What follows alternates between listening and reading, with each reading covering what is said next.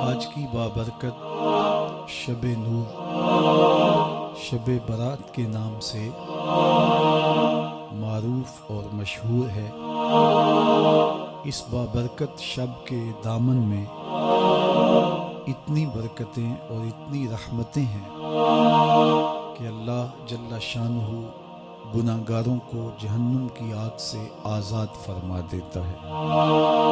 ام المومنین سیدہ طیبہ طاہرہ سیدہ عائشہ صدیقہ رضی اللہ تعالی عنہا فرماتی ہیں، ایک دن میں دیکھا کہ حضور میرے حجرہ میں نہیں ہیں، تو میں حضور کو تلاش کرنے نکلی۔ جنت البقیع میں آسمان کی طرف سر اٹھائے حضور اللہ سے التجائیں کر رہے تھے۔ مجھے دیکھا تو ارشاد فرمایا، عائشہ کیا تم نے یہ سمجھا کہ اللہ کا رسول تم سے زیادتی کرے گا؟ فرماتی ہیں، میں نے عرض کی، یا رسول اللہ صلی اللہ علیہ وسلم، میں یہ سمجھا شاید آپ کسی زوجہ محترمہ کے حجرہ میں تشریف لے گئے ہیں۔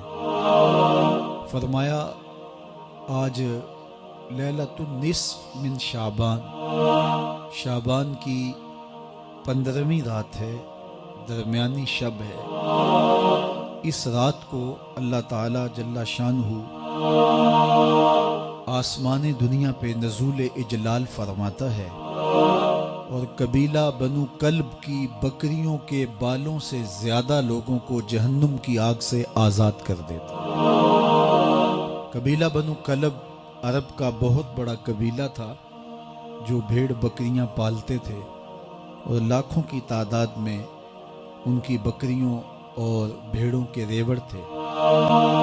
تو اس قبیلے کی بکریوں کے بالوں سے بھی زیادہ گناہ گاروں کو جہنم کی آگ سے آزاد کر دیا جاتا ہے۔ تو یہ وہ بابرکت شب رحمت ہے، شب نور ہے، جس کے دامن میں اتنی برکتیں ہیں کہ کوئی محروم نہیں رہتا۔ صرف وہ بد نصیب لوگ جو شرک میں مبتلا ہیں، جو سخت کینہ پرور ہیں، جو قطع رحمی کرتے ہیں، قاتل ہیں، عادی شرابی یا بدکار ہیں، انہیں اس مبارک رات میں محروم رکھا جاتا ہے، ورنہ اللہ کی رحمتوں کا عموم اس بابرکت راتوں میں اس قدر ہوتا ہے کہ کوئی گناہ گار جو اس کے حضور ہاتھ دعا کے لیے اٹھاتا ہے اور اپنا دامن پھیلا کے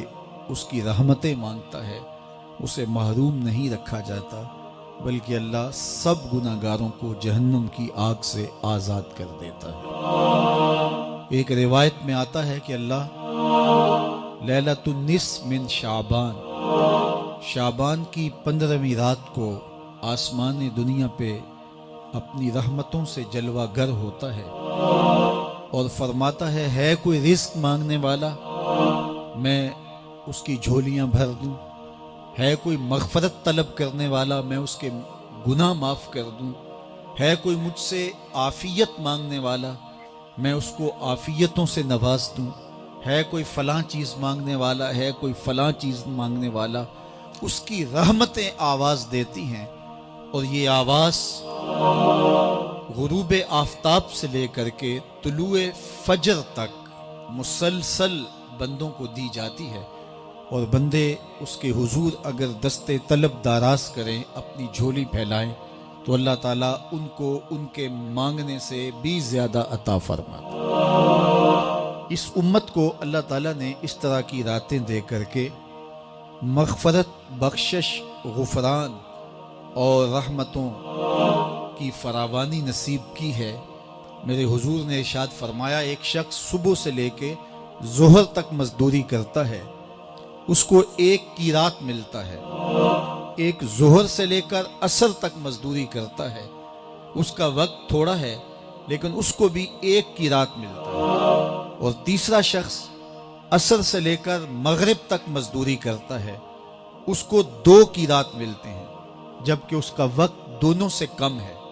فرمایا، پہلی مثال یہود کی ہے، دوسری مثال نصارہ کی ہے، اور تیسری مثال میری امت کی ہے کہ اس کو تھوڑے عمل پر زیادہ ثواب دیا جاتا ہے۔ تو یہود اور نصارہ نے اس پہ برا منایا تو حضور علیہ السلام نے فرمایا کہ اللہ نے ان کے اجر میں تو کمی نہیں کی، لیکن مسلمانوں کو زیادہ اجر دے دیا، تو یہ اس کی کرم نوازی ہے۔ تو یہ تھوڑے وقت کی عبادتیں اور چند راتوں کی بیداری اور مخصوص اوقات میں اللہ کے حضور عبادت و ریاضت ایک گناہگار کو کہاں سے کہاں تک پہنچا دیتی ہے، اس کے گناہوں کی معافی کا ذریعہ بھی بنتی ہے اور درجات کی بلندی کا سبب بھی۔ دیکھیے لیلۃ القدر ایک رات 1000 مہینے کی عبادتوں سے بہتر قرار پاتی ہے۔ اسی طرح دیگر مواقع ہیں کہ اللہ تعالیٰ اس امت کے لیے رکھے ہیں، رحمت رب بہانہ می طلب، اور یوں بھی پڑھا گیا رحمت رب بہانہ می طلب۔ اس کی رحمتیں قیمت نہیں مانگتی اور اس کی رحمتیں بہانہ تلاش کرتی ہیں، تو وہ اپنے بندوں کو بخشنے پہ آمادہ ہے اگر وہ اپنا دامن طلب پھیلائیں۔ قرآن مجید میں ایک مقام دیکھیے کتنا دل آویز ہے، فرمایا ما یفعل اللہ بعذابکم، اللہ تمہیں عذاب دے کے کیا کرے گا؟ اس کی یہ چاہت نہیں ہے کہ تمہیں عذاب میں مبتلا کرے، اس کی چاہت یہ ہے کہ تم اس کی چوکھٹ پہ آؤ، جھولی پھیلاؤ، اس سے خیرات اور رحمت مانگو، اور وہ تمہارے ماضی کے سارے گناہ معاف کر کے، ساری غلطیاں معاف کر کے تمہیں اپنی رحمتوں سے مالا مال فرمائے۔ تو وہ بندوں کو بخشنے پہ، بندوں کی مغفرت کرنے پہ آمادہ ہے اور اس کی رحمتیں بہانے تلاش کرتی ہیں۔ اللہ اکبر۔ اور دوسری جانب اس کے بندے، اس کے مملوک، اس کی مخلوق، اور مخلوق کی گناہگار اور نیکوکار اس کی رحمتوں کے طالب ہوتے ہیں، بلکہ وہ گناہ کرنے کے بعد جب معافی مانگتے ہیں تو اللہ کو یہ معافی بہت پسند ہے۔ معافی مانگنا، اس کے حضور اپنے دامن کو پھیلانا، وہ اس کو بہت زیادہ محبوب ہے۔ انسان کی فطرت کے اندر گناہ رکھا گیا ہے، آگ، ہوا، مٹی، پانی، یہ ان 4 چیزوں کا مرکب ہے۔ اس کے جو عناصر ہیں اس میں کبھی اعتدال قائم نہیں رہتا اور اس سے گناہ سرزد ہو جاتے ہیں۔ گناہ کرنے کے بعد بندے کا اس گناہ پہ اصرار کرنا، اڑ جانا، ضد کرنا، توبہ نہ کرنا، اللہ کو یہ پسند نہیں۔ لیکن اگر اس سے گناہ سرزد ہو جائے تو پھر وہ توبہ کر لے تو اللہ کو یہ بہت زیادہ پسند ہے۔ جو اس سے ہو سکے نیکی وہ اللہ کے حضور پیش کرے، لیکن اس کے اندر جو شر رکھی گئی ہے، اس کے اندر جو قوتیں گناہ کی رکھی گئی ہیں، اس سے اگر اس سے گناہ سرزد ہو جائے تو پھر وہ اللہ سے توبہ کرے، اللہ کی طرف رجوع کرے، تو اللہ اس کی توبہ کو نہ صرف قبول کرتا ہے بلکہ اس کے گناہوں کو معاف کرتا ہے اور گناہوں کو بدل کے نیکیوں میں تبدیل کر دیتا ہے۔ جب گناہ نیکیوں میں تبدیل ہو گئے تو جتنا بڑا گناہ گار تھا اتنا بڑا نیکوکار ہو گیا۔ حضرت سیدنا عمر رضی اللہ تعالیٰ عنہ بازار میں جا رہے تھے تو ایک شرابی نے ہاتھ میں بوتل پکڑی تھی شراب کی، تو حضرت عمر ہاتھ میں درہ رکھتے تھے اور آپ کا جاہو جلال دیدنیت ہوتا، تو جو ہی حضرت عمر رضی اللہ تعالیٰ عنہ کو اس نے دیکھا تو ڈر گیا اور دل ہی دل میں کہا اے اللہ آج عمر کے قہر سے بچا لے، میں تیری بارگاہ میں سچی توبہ کرتا ہوں، اور جلدی سے شراب کو بغل میں چھپا لیا۔ اتنے میں حضرت عمر سر پہ پہنچ گئے اور گرج کر کڑک کے کہا کہ یہ تیری بغل میں کیا ہے؟ کیونکہ اس کو بوتل چھپاتے دیکھا تھا تو وہ ڈر گیا اور ڈرتے ڈرتے کہنے لگا حضرت یہ سرکہ ہے۔ اب تھی تو شراب لیکن ڈرتے ہوئے بولا حضرت سرکہ ہے، تو حضرت عمر نے کہا نکال۔ جب نکالا تو شراب نہیں تھی، واقعی سرکہ بن چکا تھا۔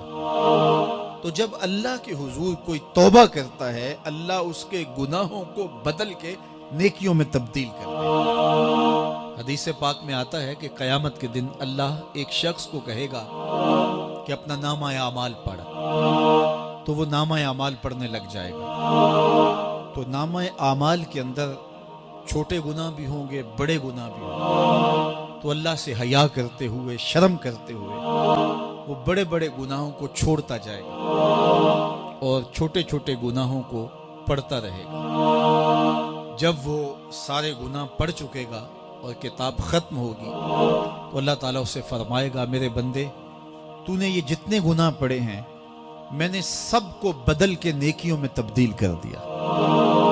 تو بندہ کہے گا، اللہ ابھی تو میرے بڑے بڑے گناہ رہتے ہیں جو میں نے پڑھے ہی نہیں۔ فَضَحِكَ النَّبِيُّ حَتَّى بَدَتْ أَنْيَابُهُ، حضور جب یہ بیان فرما رہے تھے تو حضور اتنا مسکرائے کہ صحابہ نے حضور کی داڑھیں دیکھ لی۔ تو پہلے وہ بڑے بڑے گناہ چھوڑے جا رہا تھا، لیکن جب اللہ فرمائے گا کہ میں تیرے گناہوں کو بدل کے نیکیوں میں تبدیل کر دیا، وہ کہے گا ابھی تو بڑے بڑے گناہ رہتے جو میں نے ابھی پڑھے ہی نہیں۔ تو جب کوئی بندہ اس کے حضور توبہ کرتا ہے، اللہ یہ نہیں دیکھتا اس نے گناہ کتنے کیے ہیں، یہ دیکھتا ہے بندہ آیا میری چوکھٹ پہ ہے تو اللہ اس کے پچھلے سارے گناہ معاف فرما دے۔ اللہ اکبر۔ میرے اور آپ کے آقا و مولا نے اللہ کے حضور توبہ کرنے اور اس پر اللہ کی خوشی اور اللہ کی خوشنودی کا ذکر کرتے ہوئے ایک مثال بیان فرمائی کہ ایک شخص صحرا میں سفر کر رہا تھا تو وہ ایک درخت کے نیچے دوپہر کاٹنے کے لیے، سستانے کے لیے رک گیا اور درخت کے ساتھ اپنے اونٹ کو باندھ دیا اور خود لیٹ گیا تاکہ دوپہر کاٹ لو۔ تھوڑی دیر کے بعد جب اس کی آنکھ کھلی تو اس نے کیا دیکھا کہ اونٹ ماں ساز و سامان کے ساتھ غائب ہے۔ اب صحرا میں اونٹ کا گم ہو جانا گویا زندگی چلے جانے کے مترادف ہے۔ تو اس نے دائیں بائیں بھاگ دوڑ کے دیکھا کہ کہیں اونٹ کا نشان مل جائے، لیکن اونٹ کا نشان نہیں ملا۔ تا حد نظر کوئی انسانی آبادی نہیں۔ وہ بھاگا اور تھک ہار کے دوبارہ اسی درخت کے نیچے بیٹھ گیا اور پیاس سے ہلکان ہوا جا رہا تھا اور درخت کے ساتھ ٹیک لگا کے لیٹ گیا اور موت کا انتظار کر رہا۔ جن لوگوں نے صحرا کا سفر کیا ہے ان کو اس بات کا اندازہ ہوگا کہ کئی 100 میل تک انسانی آبادی ہی نہیں، اب نہ کچھ کھانے کے لیے بچا نہ کچھ پینے کے لیے بچا، اونٹ بھی غائب ہو گیا، توشا بھی ساتھ ہی چلا گیا، تو اب ظاہر ہے سیدھی موت ہی نظر آ رہی ہے۔ تو وہ اس درخت کے ساتھ ٹیک لگا کے بیٹھ جاتا ہے اور موت کا منتظر ہوتا ہے۔ تھوڑی دیر کے بعد پھر اس کی دوبارہ آنکھ لگ جاتی ہے۔ جب دوبارہ آنکھ لگتی ہے تو تھوڑی دیر بعد پھر آنکھ کھلتی ہے۔ جب دوبارہ آنکھ کھلتی ہے تو دیکھتا ہے کہ اونٹ جو گما تھا ماں ساز و سامان کے اس کے پاس کھڑا ہے۔ تو صحرا میں اس حالت میں اونٹ کا مل جانا زندگی مل جانے کے مترادف ہے۔ تو وہ اتنا خوش ہوا کہ خوشی کی انتہا نہ رہی، بلکہ مسرتوں کے ہجوم میں درک گیا اور کہنے کیا لگا، اللہم انت عبدی وانا ربک، اے اللہ تو میرا بندہ اور میں تیرا رب۔ کہنا تو یہ تھا کہ تو میرا رب اور میں تیرا بندہ، لیکن مسرتوں کا ہجوم ہی اتنا تھا، خوشیوں کا ہجوم ہی اتنا تھا کہ زبان پہ قابو نہ رہا۔ کسی کے آنے سے ایسے ہوش اڑے ساقی کے، شراب سیخ پہ ڈالی اور بوتل میں کباب۔ کہنا یہ تھا اللہم انت ربی وانا عبدک، لیکن اس قدر خوش ہوا جب بھی تیری قربت کے امکان نظر آئے ہم اتنے خوش ہوئے کہ پریشان نظر آئے۔ تو کہنا یہ تھا کہ اے اللہ تو میرا رب اور میں تیرا بندہ، لیکن خوشیوں کے ہجوم میں وہ کہتا ہے اللہم انت عبدی وانا ربک، اے اللہ تو میرا بندہ اور میں تیرا رب۔ حضور یہ بات بیان کرنے کے بعد صحابہ سے پوچھتے ہیں کہ ذرا بتاؤ اس بندے کو کتنی خوشی ہوئی کہ خوشی میں زبان بھی قابو نہ رہی اور اپنے آپ پہ کنٹرول نہ رہا، اور خوشیوں کے ہجوم میں اسے یہ بھی پتہ نہیں چل رہا کہ وہ کیا بول رہا ہے۔ تو صحابہ نے عرض کی حضور بہت زیادہ اسے خوشی ہوئی۔ تو میرے حضور نے یہ بات کرنے کے بعد ارشاد فرمایا، جس طرح اس کو گما ہوا اونٹ ملا اور اس کی خوشی کی انتہا نہ رہی، تو فرمایا جب کوئی شخص توبہ کرتا ہے اور اللہ کے حضور پلٹ کے آتا ہے، گناہوں سے معافی مانگ کے اس کی دہلیز پہ آتا ہے، میرے حضور نے فرمایا اللہ اس سے بھی زیادہ خوش ہوتا ہے کہ میرا بندہ میری چوکھٹ پہ آ گیا۔ تو وہ یہ چاہتا نہیں کہ اپنے بندوں کو عذاب دوں، وہ خود آگ میں چھلانگے لگائے تو اس کی مرضی، اگر گناہ سرزد بھی ہو گیا ہے تو کوئی بات نہیں، معافی مانگ لیجیے.